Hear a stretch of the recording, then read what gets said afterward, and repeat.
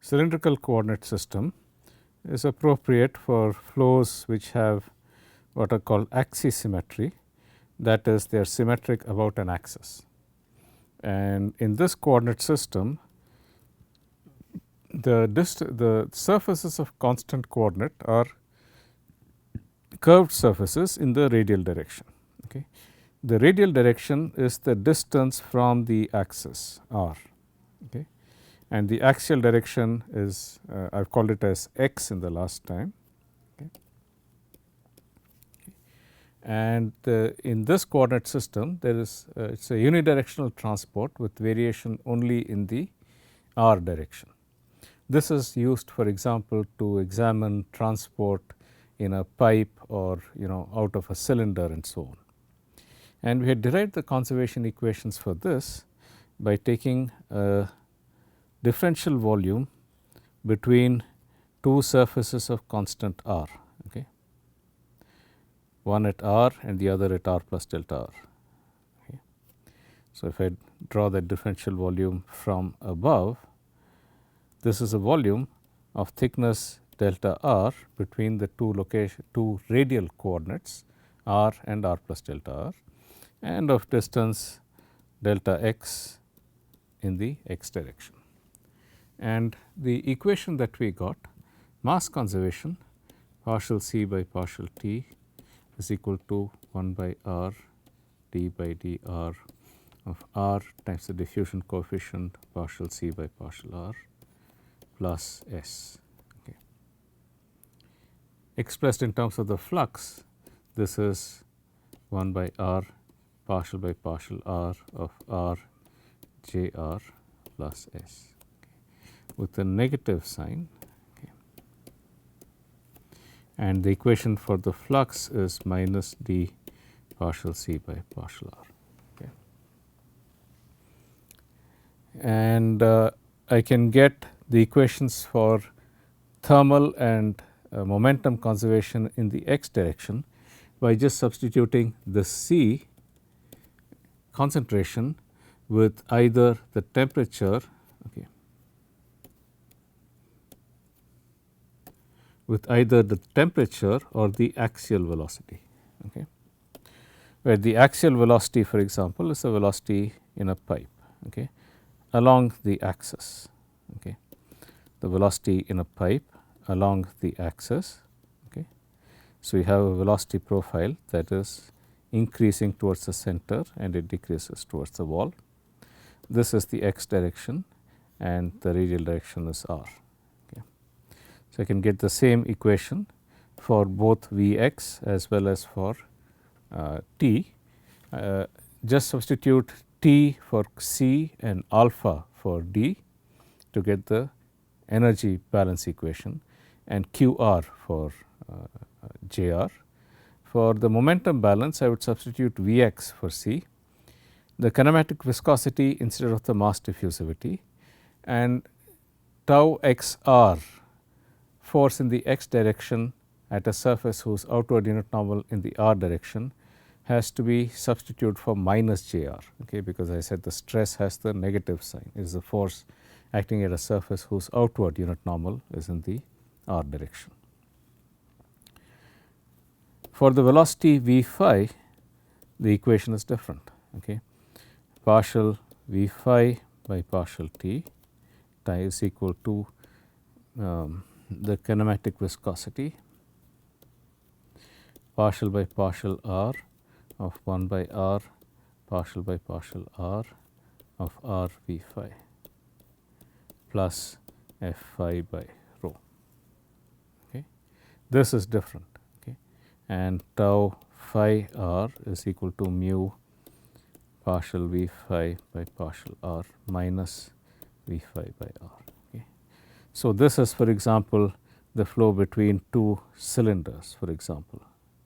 Okay,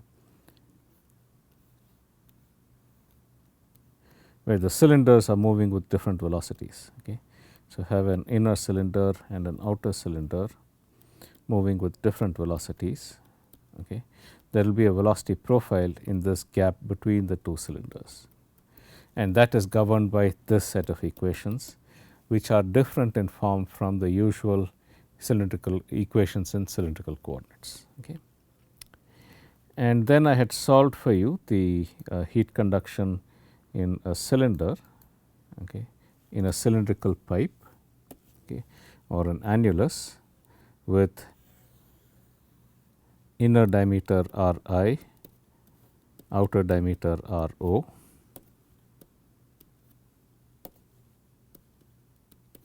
and with inner velocity omega I and outer velocity omega O. I am sorry, not velocity, temperature.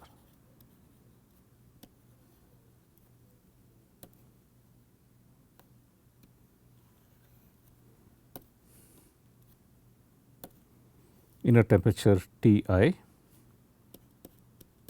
and outer temperature T O. Okay. And I had got the temperature profile as okay.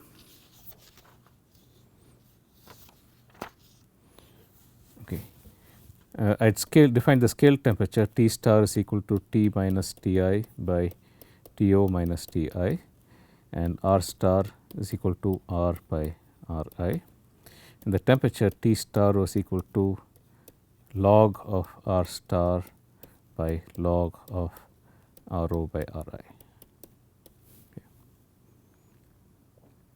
And the heat flux Q R is equal to minus K partial T by partial R. Okay.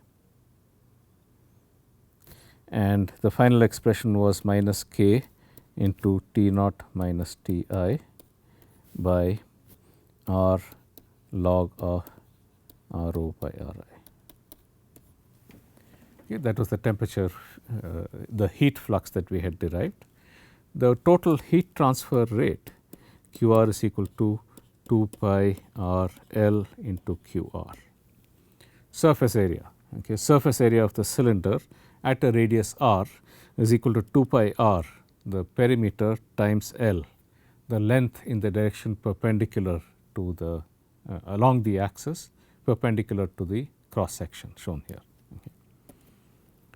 And this is equal to minus 2 pi K into T O minus T I by the natural logarithm of R O by R I.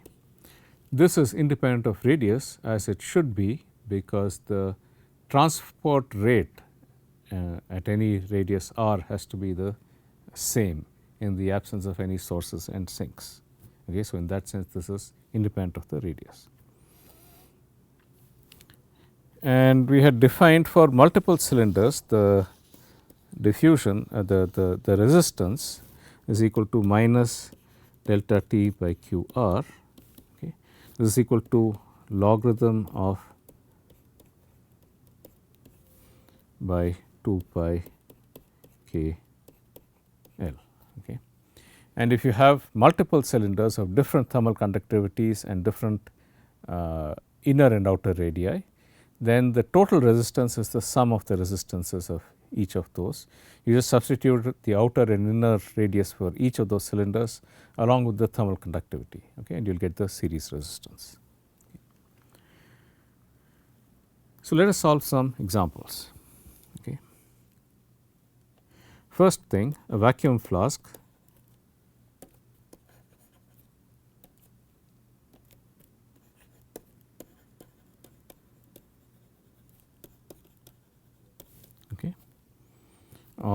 consists of inner and outer concentric cylinders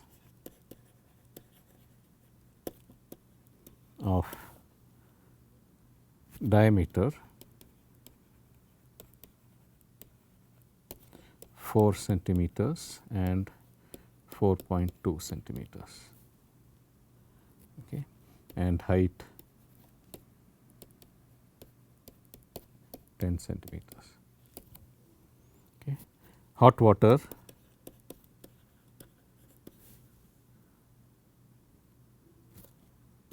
is stored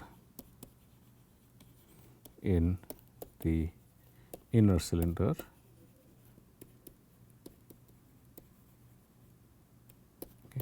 and the space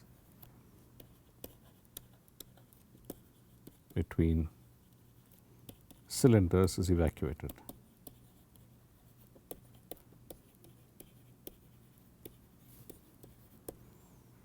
Okay.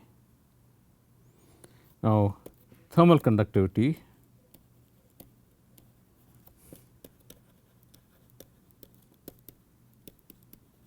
of the gap is 2.4 into 10 power minus 3 watts per meter per Kelvin.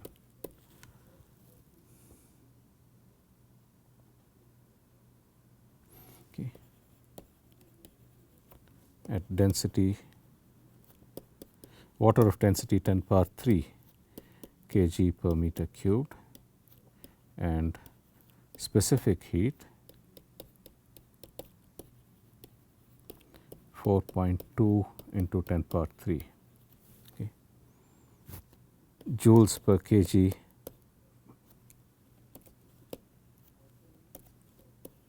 per degree centigrade is stored in the gap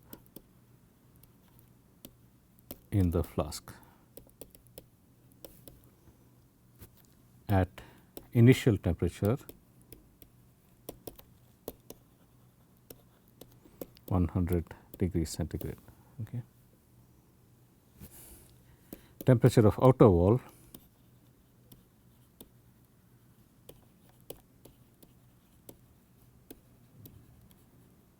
is 25 degrees centigrade.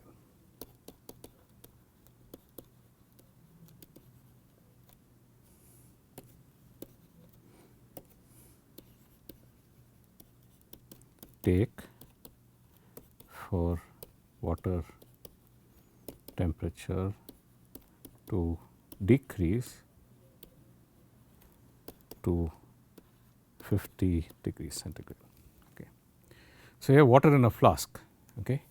The gap between the inner and the outer walls is made of evacuated, so that it acts as an insulation, and the thermal conductivity of that is given. Water is stored at 100 degrees centigrade inside, initial temperature, the ambient is 25 degrees centigrade. How long does it take for the temperature to decrease to 50 degrees centigrade? Okay. In this particular case, we will assume that the temperature across the water equalizes much faster than the temperature across the wall, okay, because the thermal conductivity of water, which is 0.6 watts per meter per degree centigrade, is much larger than this across the gap. Okay. So, we will assume that the temperature of the water inside is uniform and conduction takes place at steady state, and also that the rate limiting step is conduction across the wall, because that is the insulating layer. And we will also neglect conduction from the end caps. Okay.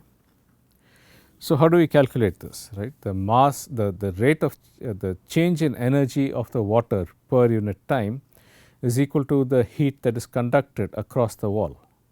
Okay. If I assume that the temperature of the water is Tw, okay, then the change in energy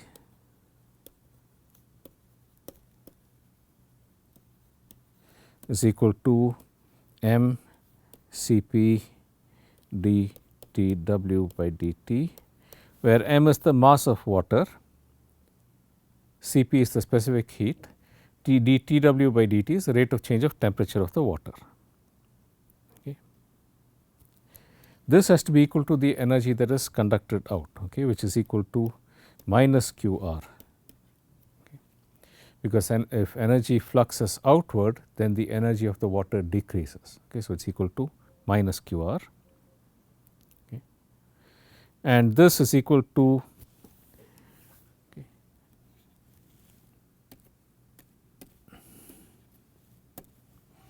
is equal to 2 pi k L, okay, 2 pi k L into T outer temperature minus T water temperature divided by the logarithm of Rho by Ri. Okay.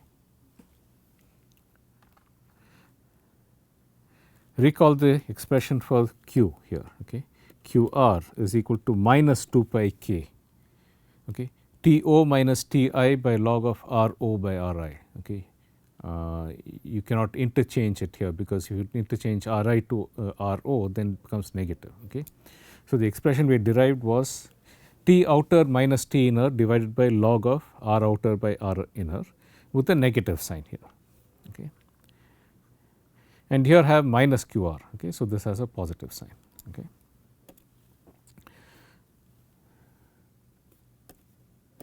This implies that dt W by dt is equal to 2 pi k L by m Cp natural logarithm of Ro by Ri into To minus Tw. Okay, so, that is just rewriting the expression, and rather than do it, so I will write this as minus Tw minus To by a characteristic time, okay, divided by a characteristic time. Okay. So, that is the expression, okay, where this characteristic time Tc is equal to m Cp ln of Ro by Ri by 2 pi k L. Okay, where L is the height in this case. Okay. What is the mass? Okay. The mass of water is equal to cross sectional area pi Ri square into the height L into the density of water. Okay. Volume into density is the mass of water. Okay. Note that the diameter was 4 centimeters. So, the height is, so the radius is 2 centimeters, sorry, the radius is 2 centimeters, that is 2 to 10 power minus 2 meters the whole square. Height is 10 centimeters, that is 0.1 meters into 10 power 3 kg per meter cube. Okay. So, the mass contained is 0.126 kg. Okay. So, that is the mass of water that is contained. So, the characteristic time is 0.126 kg into 4.2 into 10 power 3, okay, joules per kg per degree centigrade into natural logarithm of 4 and 4.2 centimeters inner and outer diameters. Okay. Therefore, 2 and 2.1 centimeters are the inner and outer radii. Okay. So, this 2.1 into 10 power minus 2 meters, 2.1 centimeters outer radius by 2 into 10 power minus 2 meters.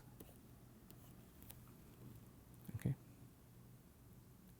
That is the numerator, and in the denominator I have 2 pi into 2.4 into 10 power minus 3 watts per meter per degree centigrade.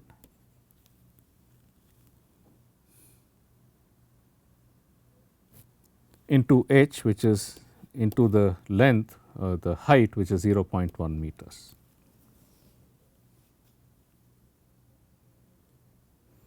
And you can easily see that what comes out will have dimensions of time. Okay. You can do this calculation and get the time constant as 1.7 into 10 power 4 seconds. Okay. So, that is the characteristic time.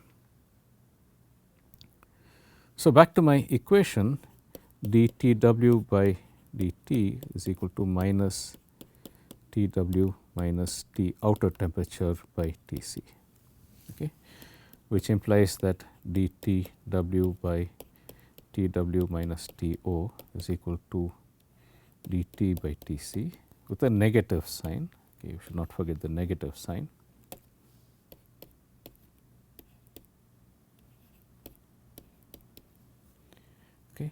you can solve this, okay, ln of Tw minus To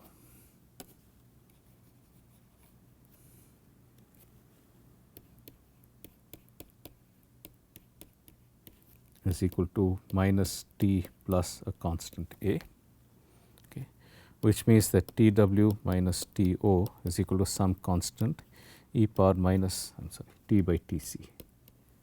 My apologies, there has to be a Tc in the denominator. Okay. Okay. At initial time,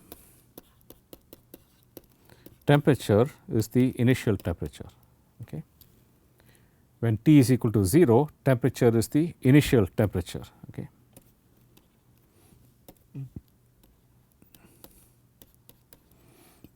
The constant is equal to Twi minus To.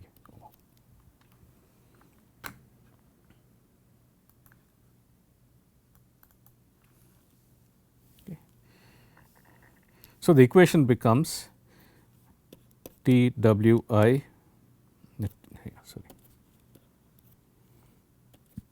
minus To by Twi minus To is equal to e power minus T by Tc. Okay. And now I have to evaluate the time. Okay. So, how do I do that? Tw final temperature 50 degrees centigrade, okay, 50 degrees centigrade minus the outer temperature 25 degrees centigrade divided by initial temperature 100 degrees centigrade minus 25 degrees centigrade is equal to, okay, this is 25 by 75, okay, that is 1 by 3 is equal to e power minus T by Tc. Okay.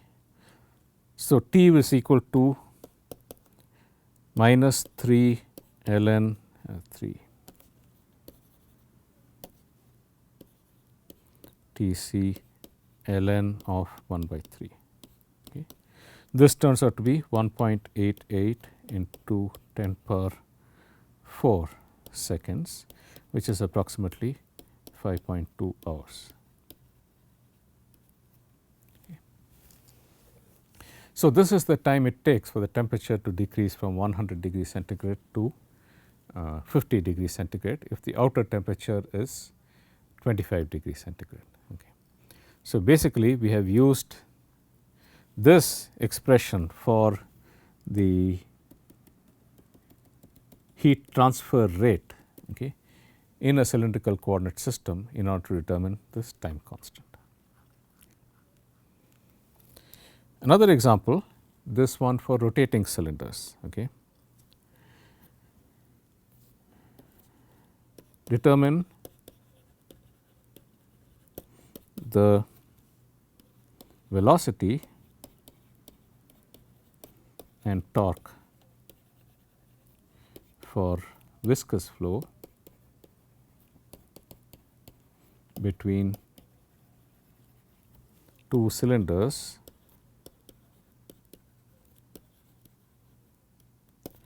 of radii Ri and Ro rotating with angular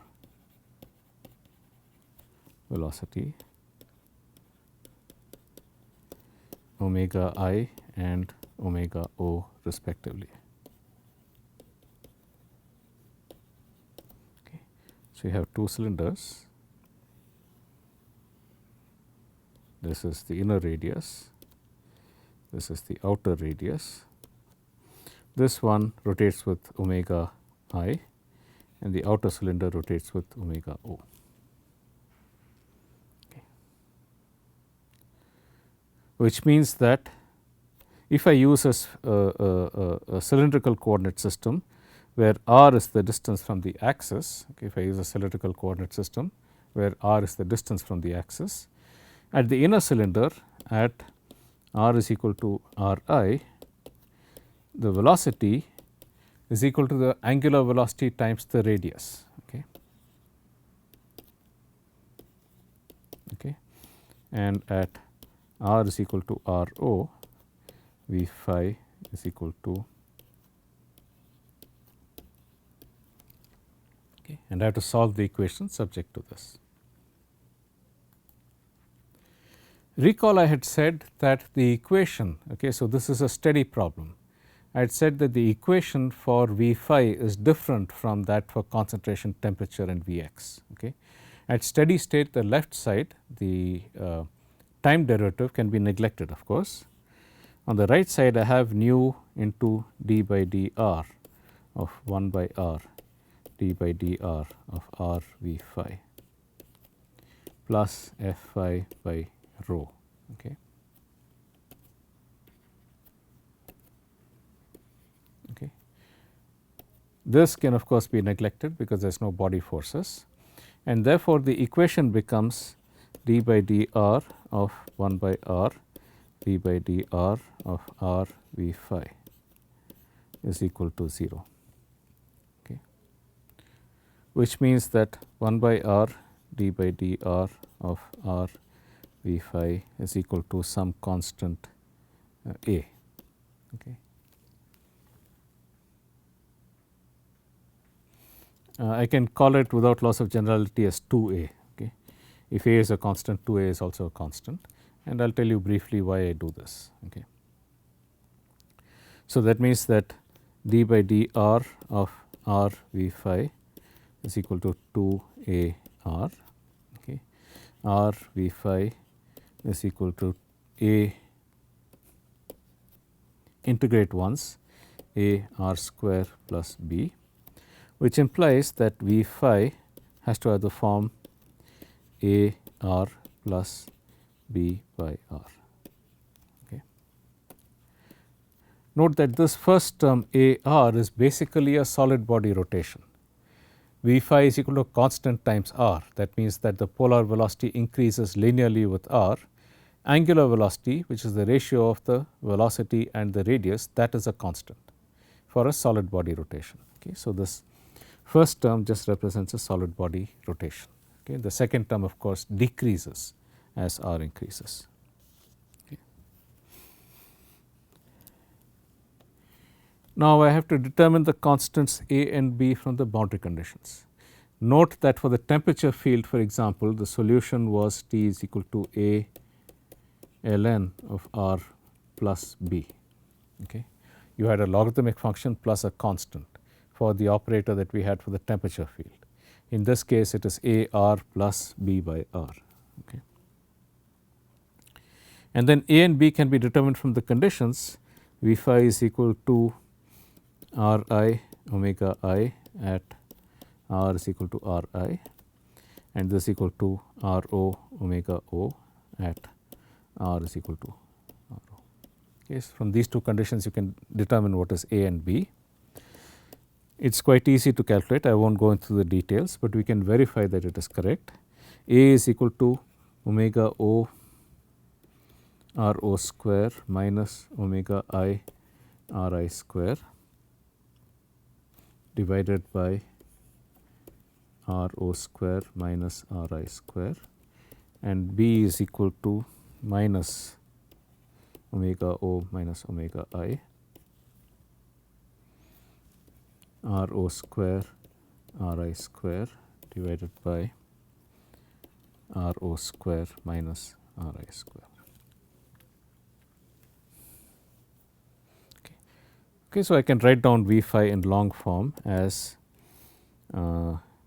omega o r o square minus omega I r I square by r o square minus r I square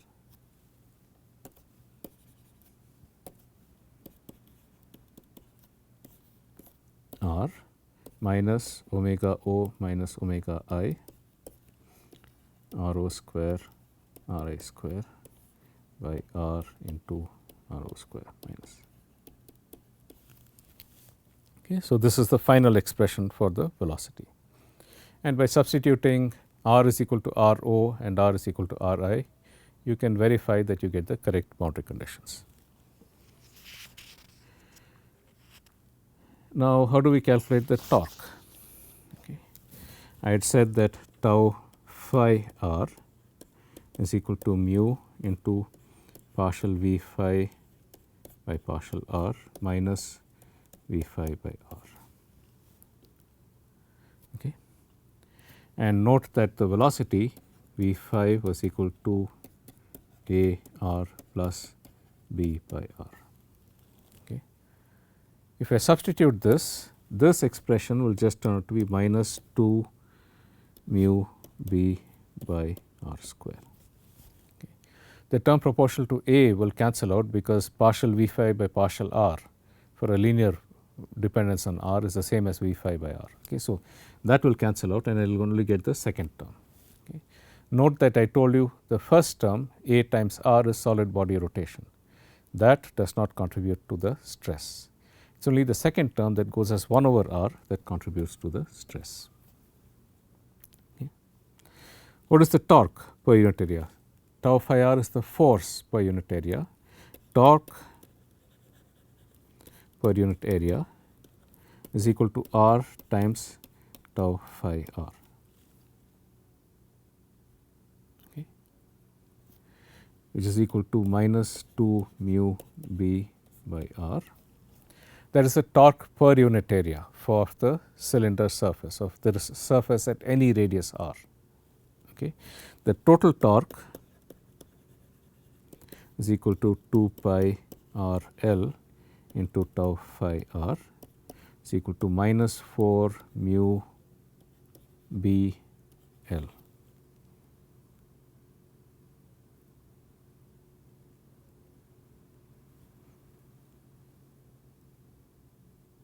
Sorry, 4 pi.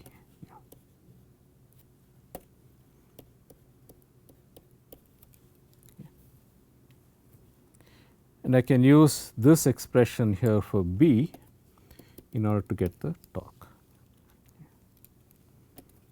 So, this is equal to 4 pi L mu into r I square r O square omega O minus omega I divided by. Okay. Note that the torque, total torque is independent of radius r at any location, at any radius the torque is the same. The stress does depend on radius. Okay. The torque, it goes as 1 over radius, 1 over r square here. The torque is independent of radius.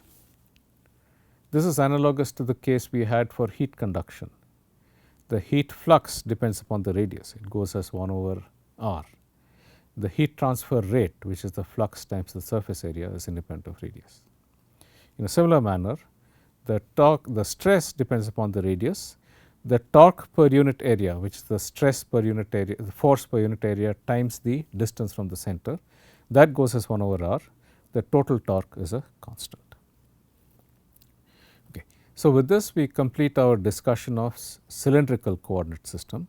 In the next lecture, I will start discussion of spherical coordinate system.